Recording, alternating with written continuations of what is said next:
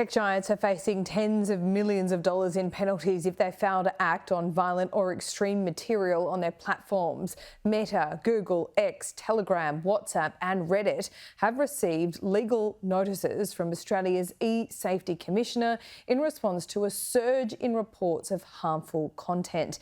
The ESafety Commissioner, Julie Inman Grant, joins us live now. Julie, thanks for joining the program and thank you for your time. What kind of surge in complaints are you receiving? What type of things are people looking at on the internet that they're concerned about? Well, terrorism online has been a problem since the early days of the internet, but we now know that 71% of Australian teenagers are seeing seriously harmful content like this online. And our counterparts in the UK last week indicated that kids in primary school are starting to see violent extremism content on a regular basis. And we cannot let this content be normalized and our children anesthetized to its impacts.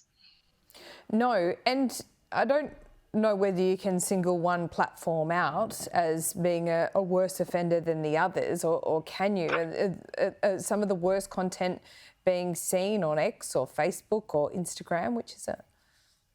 Well, there is a broad spectrum of harms and harmful content coming from groups from all political stripes. It may be war conflict in terms of Israel-Gaza, it may be Russia-Ukraine, it may be Islamic State, it may be far-right extremism and or misogynistic tropes that spill over into real-world harm or conspiracy theories. So there's a range of content, and each of these platforms is used in different ways. So the most prevalent platform is Telegram when it comes to the prevalence of terrorist and violent extremist material, but that is a closed security messaging service where a lot of organization for terrorist acts and sharing of manifestos is known. Google's YouTube is ranked second. And of course, I know when I come home from work, I sometimes find my twins looking at an endless scroll of YouTube. And this is what we're worried about in terms of algorithms. Now, Twitter comes in third, and then Meta-owned Facebook and Instagram round out the top five and fourth and fifth, respectively. Reddit is a new target, and we know that the Buffalo Shooters Manifesto cited Reddit as the service that played a role in his radicalization towards violent white extremism. So we're asking a broad set of questions, and we're giving them 49 days rather than the regular 28 to be able to respond to these in a fulsome way.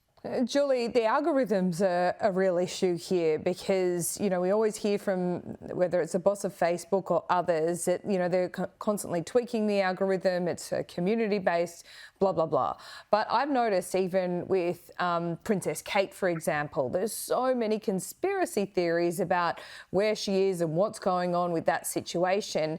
And the algorithm, without even following some of these accounts on X, for example, X is throwing up more conspiracy accounts than legitimate news sites, and that's got to be bad for society in general, and it really skews our thinking.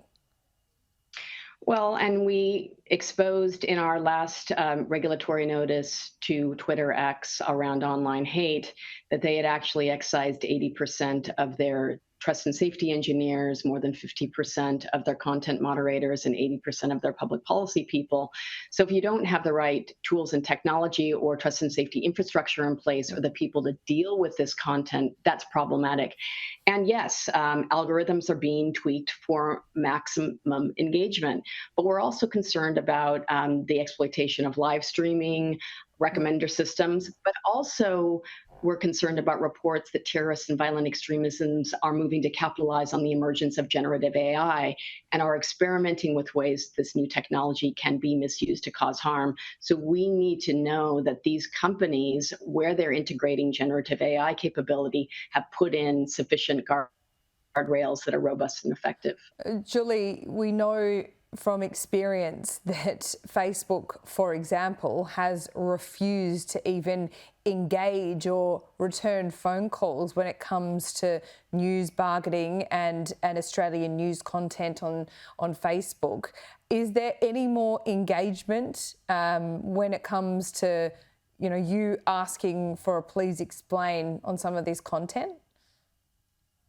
Well, actually, in fairness to 5 out of the 6 platforms, we have received engagement. We sent a preliminary notice 5 days ago asking whether or not there was any viable reason that they couldn't respond to these notices. Now, the only company that we have not heard back from is Telegram, and that was somewhat expected, as they are what we would refer to as regulation resistant, although they have removed serious illegal content, terrorist material that we have sent notices to them around.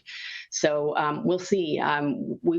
This is really about getting transparency information about what companies are and are not doing, so we can assess where their vulnerabilities are and where they need to lift their safety practices. Without that transparency, we can't have that accountability. Well, that is some good news, Julie. I appreciate your time. Keep us posted. Thank you.